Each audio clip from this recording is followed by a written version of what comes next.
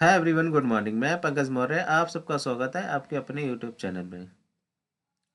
आज हम लोग देखेंगे सिलेक्शन बैच 21। इससे पहले सिलेक्शन बैच 20 हो चुके हैं। जिसने भी वीडियोस ना देखी हो चैनल पर जाके देख ली। इस सिलेक्शन बैच में हम लोग बात कर रहे हैं लिटरेटम्स की, गेट का कमेंट्स की, लिटरेचर और ग्रामर के क्वेश्चंस की, जो कि आपके UP TGT, PGT, BPSC, TRF 4.0 के लिए बहुत ही ज़्यादा इंपॉर्टेंट होने वाला है। चलिए शुरू करते हैं आज का session. Let's start. Question of the day. Last session में हमने क्वेश्चन ऑफ द डे पूछा था।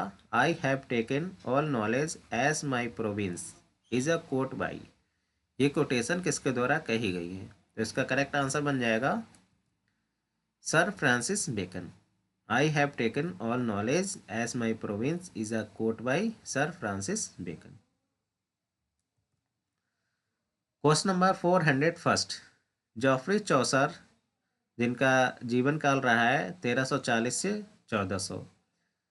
Joffrey Chaucer lived during the reign of option A King Edward III, option B King Richard II, option C King Henry IV, या option D all of these, या option E none। मतलब Joffrey Chausa का जीवन काल किन किन शासन कालों में रहा है? क्वेश्चन नंबर 401 का करेक्ट आंसर हो जाएगा option D, all of these.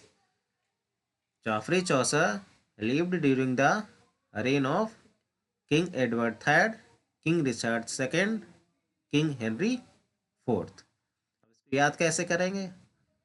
हर हर 432।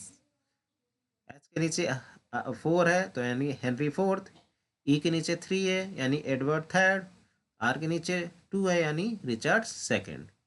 तो हर 432 ऐसे याद कर लीजिए। Henry fourth, Edward third, Richard second.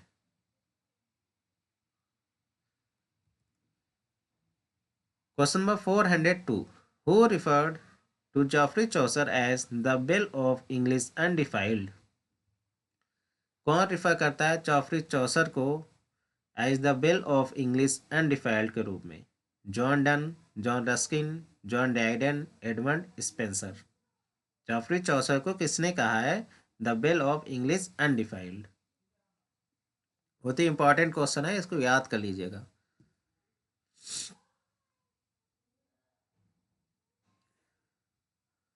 Question number 402 का करेक्ट आंसर हो जाएगा option D, Edmund Spenser. Explanation देखिए। Edward Spenser refer to Geoffrey Chaucer as Dan Chaucer, मतलब स्पेंसर ने जॉफरी चौसर को डैन चौसर भी कहा है और बेल ऑफ इंग्लिश अनडिफाइल्ड भी कहा है। पूरे जो इनका कोट है, जो Dan Chaucer well of English undefiled है, इसको दो पार्ट्स में डिवाइड करके पूछ सकते हैं। या तो बेल ऑफ इंग्लिश अनडिफाइल्ड पूछ सकते हैं या डैन चौसर भी पूछ सकते हैं। तो स्पेंसर ने चौसर को डैन चौसर भी कहा है और बेल ऑफ इंग्लिश अनडिफाइल्ड भी कहा है। स्पेंसर रेफरेंस टू चौसर है Dan Chaucer appears in the Faerie Queene, और फेरी क्वींस में ये रेफरेंस मिलता है।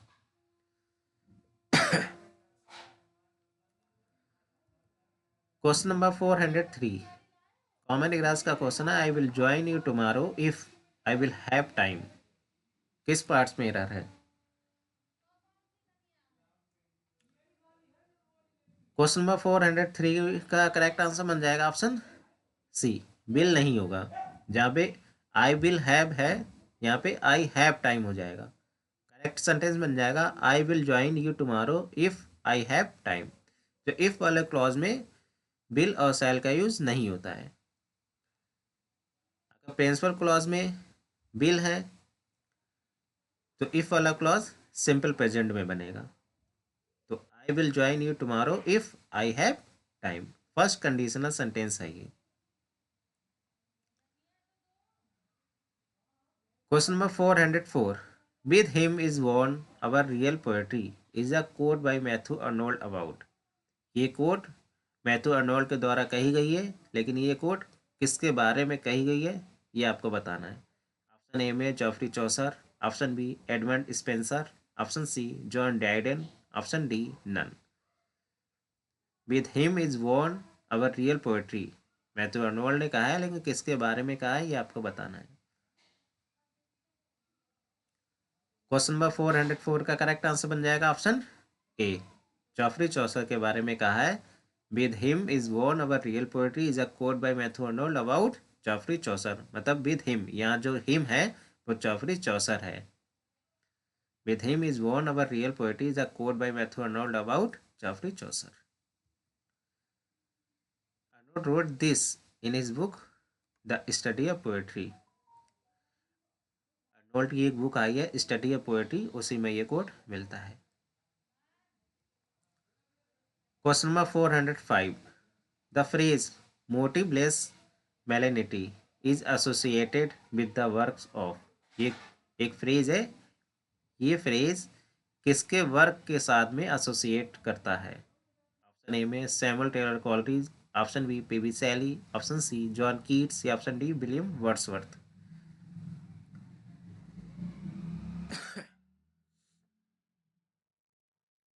क्वेश्चन नंबर 405 का करेक्ट आंसर हो जाएगा option A, Samuel Taylor Coleridge. The phrase motiveless malignity is associated with the works of Samuel Taylor Coleridge.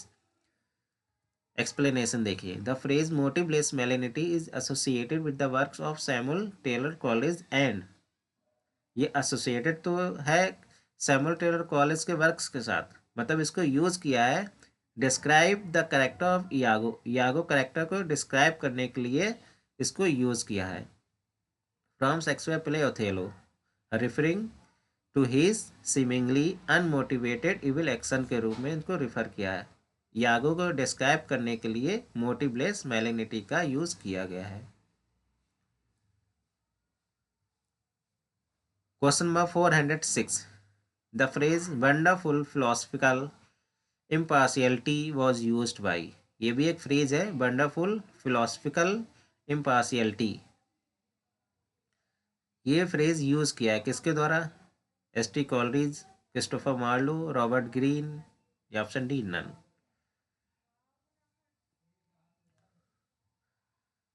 Question number 406 का correct answer हो जाएगा option A, S T. Coleridge. The phrase wonderful philosophical impartiality was used by S.T. Coleridge. Question number 407. This quote, I am certain of nothing but the holiness of the heart's affection and the truth of imagination is from। ये coat किसके द्वारा कही गई है? John Keats, D.H.. Lawrence, Robert Graves, Ralph Waldo immersion. Certain of nothing but the holiness of the heart's affection and the truth of imagination is from John Keats. Question number 408, common errors का question है। The house was so old that its wall were cracked bad. The house was so old that its walls were cracked bad. No error. किस parts में error है?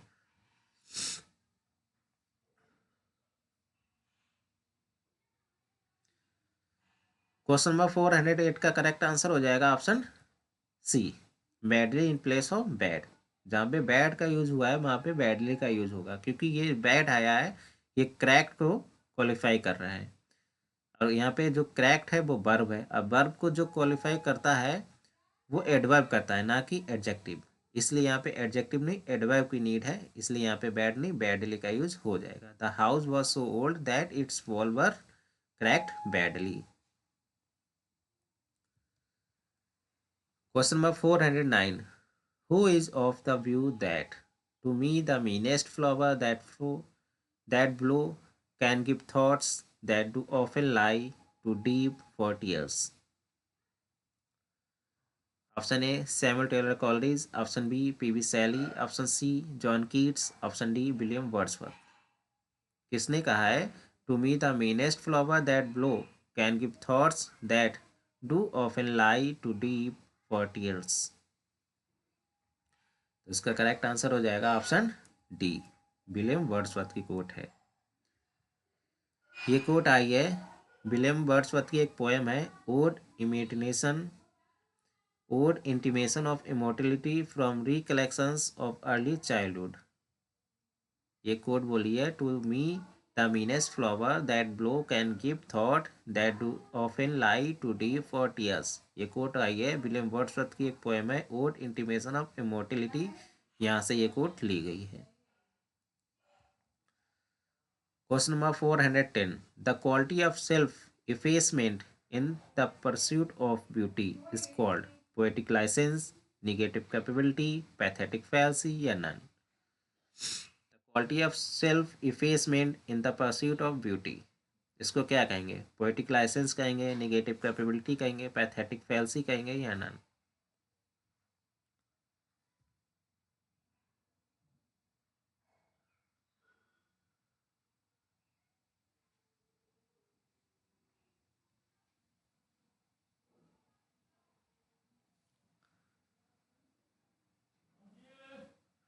The quality of self effacement in the pursuit of beauty, इसका correct answer हो जाएगा option B, negative capability.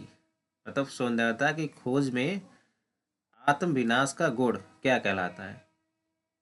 तो ये negative capability कहलाती है। The quality of self effacement in the pursuit of beauty, सुंदरता की खोज में आत्म विनाश का गुण निगेटिव कैपेबिलिटी कहलाती है। बहुत ही इंपॉर्टेंट क्वेश्चन है, इसको भी याद कर लीजिएगा।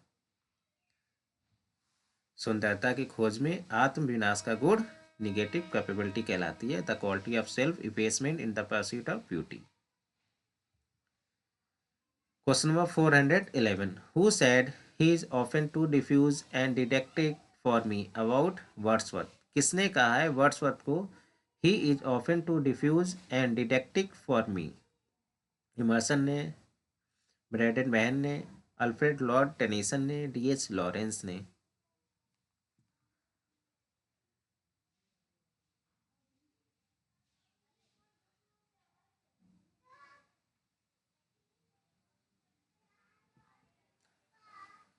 क्वेश्चन नंबर 411 का करेक्ट आंसर हो जाएगा option C, Alfred Lord Tennyson. Tennyson ने कहा है विलियम वर्ड्सवर्थ के बारे में, he is often too diffuse and detective for me.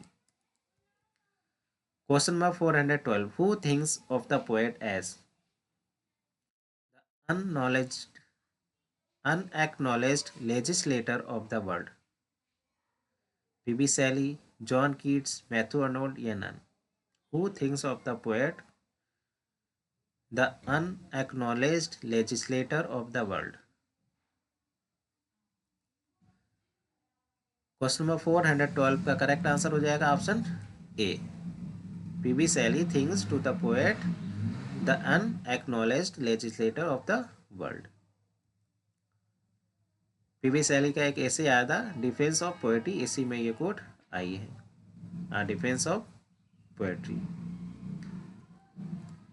Question number 413, bliss was it in that dawn to be alive? Here Wordsworth it referring to, Wordsworth यहाँ पे किसको refer कर रहे हैं?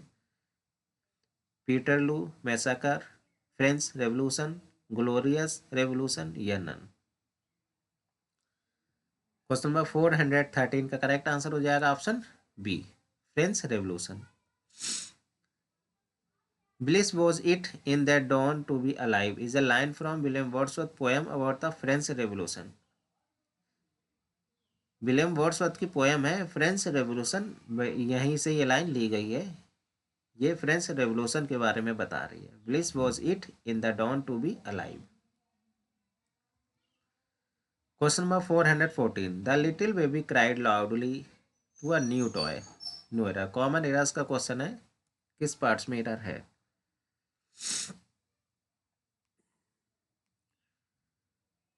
क्वेश्चन नंबर 414 का करेक्ट आंसर हो जाएगा option B, for in place of to. जहाँ पे टू का यूज है वहाँ पे फॉर का यूज होगा, करेक्ट सेंटेंस बन जाएगा the little baby cried loudly for a new toy. Question number 415, who said the child is the father of man? किसने कहा है the child is the father of man? Robert Browning, John Keats, P B Shelley, William Wordsworth. Comment box में comment करके बताइएगा the child is the father of man में कौन सी figure of speech है। कमेंट बॉक्स में कमेंट करके बताइएगा कि इस सेंटेंस में कौन सी फिगर ऑफ स्पीच यूज की गई है। क्वेश्चन नंबर 415 का करेक्ट आंसर हो जाएगा ऑप्शन डी, विलियम वर्ड्सवर्थ ने कहा है the child is the father of the man. Question number 416, who gave a series of lecturers on Shakespeare between 1811 1812 and 1818 1819? कौन देता है series of lectures on Shakespeare? Shakespeare पर एक सीरीज ऑफ लेक्चर आया था, किसने दिया है? 1811 1812 के बीच और 1818 1819 में। Doctor Johnson, Samuel Taylor Coleridge, Charles Lamb या नन? क्वेश्चन नंबर 416 का करेक्ट आंसर हो जाएगा option B, Samuel Taylor Coleridge ने दिया है series of lecture on Shakespeare, जो आया था 1811 1812 और 1818 1819 के बीच में। The lectures are published in the book Coleridge lectures on Shakespeare 1811 1819, मतलब 1811 और 1819 के बीच में पब्लिश हुआ था एस.टी. कॉलेज की book lectures on Shakespeare. ST. College की बुक है लेक्चर्स ऑन शेक्सपियर, ये पब्लिश हुई थी 1811 1819 के बीच में। Question number 417, who said about Wordsworth his poetry is the reality, his philosophy is illusion? Matthew Arnold, Alexander pope, Edmund Spenser, Samuel Johnson? कौन कहता है वर्ड्सवर्थ के बारे में his poetry is the reality, his philosophy is illusion? तो इसका correct answer हो जाएगा option A, Matthew Arnold. Matthew Arnold ने कहा है विलियम वर्ड्सवर्थ के बारे में his poetry is the reality, his philosophy is illusion. Question number 418, who said Byron was mad, bad and dangerous to know? Lady Lamb, doctor Johnson, Samuel Taylor Coleridge, Charles lamb?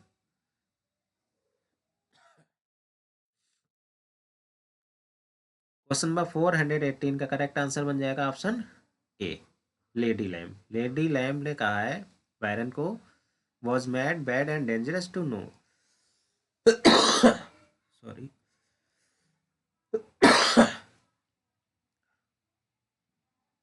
Lady Caroline Lamb, sorry, Lady Caroline Lamb said that Lord Byron was mad, bad and dangerous to know. Lady Caroline Lamb ने कहा है lord Byron को mad, bad and dangerous to know. Question number 419, figure of speech का है, कौन सी figure of speech use की गई है? There is only one cure for the evils which newly acquired freedom produce and that cure is freedom. Epigram, antithesis, apostrophe, synecdoche?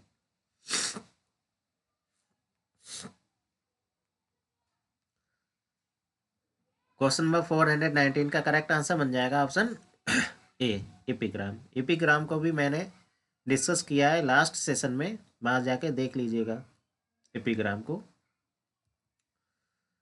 Question number 420, one of the apples that you have picked up are rotten? किस parts में error है? Common errors का question है।